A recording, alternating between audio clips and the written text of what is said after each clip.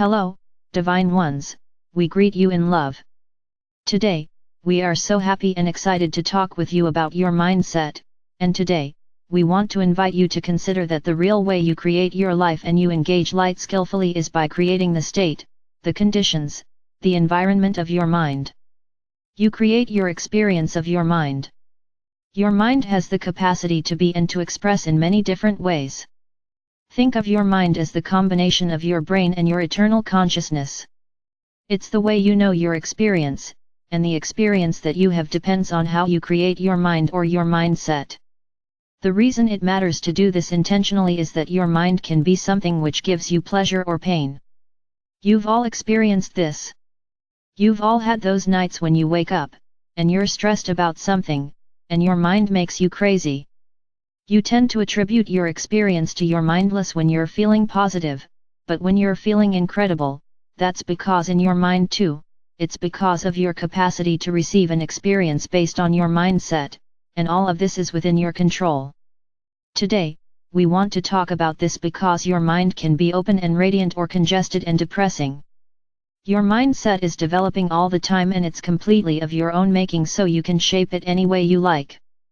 Creating a mind that is shiny and open and available to high frequencies and discovering what it's like to live with that is way to know who you really are. What if the way you think shaped your mind?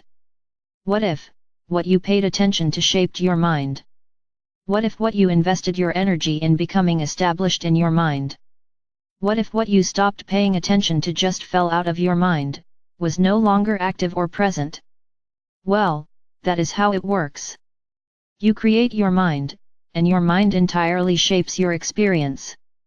There's two aspects to your mind that we want to speak about. There's the autopilot part that happens without effort, and there's the conscious, intentional part, and we want to give you an example of how that might be beneficial for you and what you can do to shape both parts of your mind in ways that elevate your life. This morning Alia saw this ad on Facebook. It was for a retreat with the Buddhist teacher Pema Chodron, who she likes, so she watched the video, and the video for the retreat had Pema telling a very simple story. This is the story she told.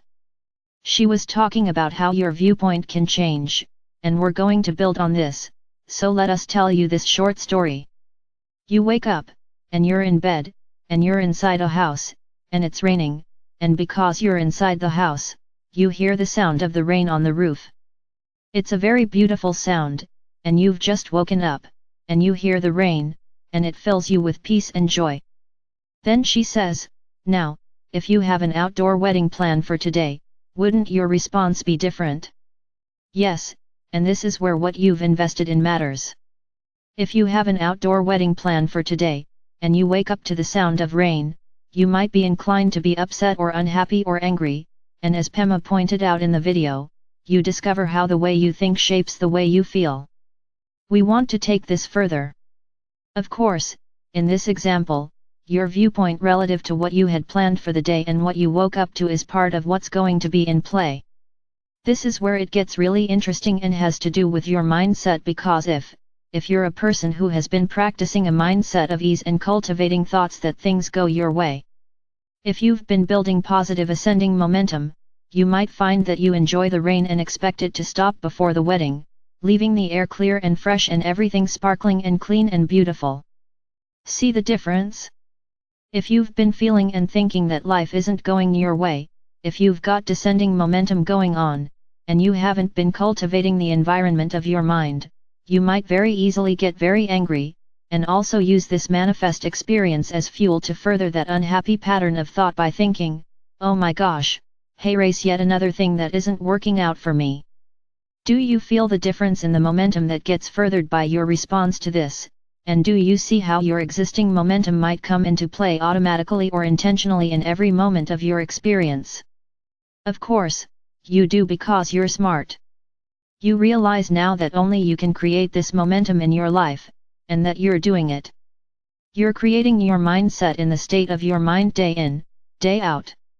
The state of your mind has to do with your frequency and how you're focused in your state of alignment, and you can change this. You can change it. You can change it at any time in any moment. We've often made the suggestion to interrupt things and to let go of what's going on, to interrupt what's not feeling good, to reach for anything that gives you a little relief. We go further with this right now by saying any investment you make in a positive mindset benefits you. Any time in your day, you can tell yourself something nice, something positive, something cheerful, something uplifting, something unconditional, even. Every time you do this, you are fostering beneficial ways of using your attention, and you're investing your focus in ways that create your mind in open, spacious, elevated expression. Your mind can be a temple.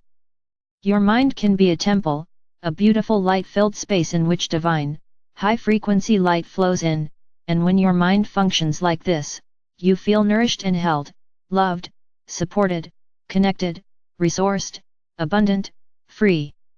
Your mind can be this sanctuary of incredible steady empowerment. Your mind is capable of that. Your mind can give you a feeling of safety and stability. Your mind is capable of being created in a way that elevates and inspires you consistently. It can be the source of you feeling fabulous moment after moment after moment, and you can achieve that kind of state and that experience by investing in our mindset in ways that feel good. Your mind can be your ally, but like all relationships, your mind thrives when it's treated with respect. When you respect and understand the power of your mind, you use it to create an environment that is receptive and in accord, in harmony, in resonance with elevated frequencies, and you do this by thinking elevated thoughts. You honor yourself and your mind by no longer giving into lower frequency patterns of thought. Even though they might come up and even though they might seem so easy and familiar, when they do come up, you refuse to invest further in them, and when you notice they come up, you pivot. You withdraw your attention from them.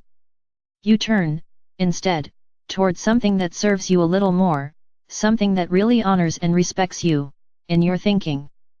This is wisdom, dear friends, and this is loving yourself. This is honoring yourself and using what you've remembered and your know-how to be the best version of you here that you can be. This is taking excellent care of your mind because your mind creates your experience and the environment of your mind matters. You can shape it for yourself in a way that's extremely beneficial, and it's a tremendous gift to everyone else when you respect and honor yourself in this way. Of course, you're free to live in whatever way you choose, but we feel certain that given your tendency to co-create with us that you, too, are interested in being here as a conduit of clarity, as a beacon of light and joy, as a presence of fulfillment and love and coherence and clarity. We know that you want to have a wonderful life and that you aspire to even better experiences. Well, all of that can happen. It's all possible. It's not even hard. It's not even hard because no matter where you are and no matter how it's going, and no matter how it's been going, or no matter what has already happened, what's happening next is all about what's happening right now. What is happening right now in your mind, and how are you going to feed your mind today? How are you going to relate to your mind today thinking about and understanding what we're sharing here? What kind of momentum are you going to build? What are you going to create? Every moment is a fresh start. Use it that way. Use it that way. Use your mind to encourage and support you with positive thought. Understand that you're free to choose whatever you want to think about and what you invest your energy in. When you say even the simplest elevating things to yourself such as, "Hey, we're doing really great. Let's keep going. Let's stay with it." That alone is so simple, and it makes your life better, and it fosters a more positive mindset. It's really so simple to live, enjoy, and create unconditionally. Light flows at your command, but you have to do it. You have to embrace your freedom of focus. Now, you've learned this, you felt it, and today, we invite you to realize your mind is of our own making, and when you not only invest in thinking positive thoughts in the present, but realize what you invest in creates patterns and habits that serves you, you make life so much easier because this is how things change and improve in big ways. Imagine how far you can go when the thoughts you think intentionally are positive and encouraging and hopeful and aligned with what you want. And the thoughts that happen on autopilot start to be the new ones you're establishing and also building through positive patterns of thought. That is liberation, and that is living skillfully and wisely and letting the way your beautiful mind works work for you, allowing yourself to create a mindset that stabilizes your life and serves your joy. If you've never considered this a priority before, we invite you today to do so. We are complete.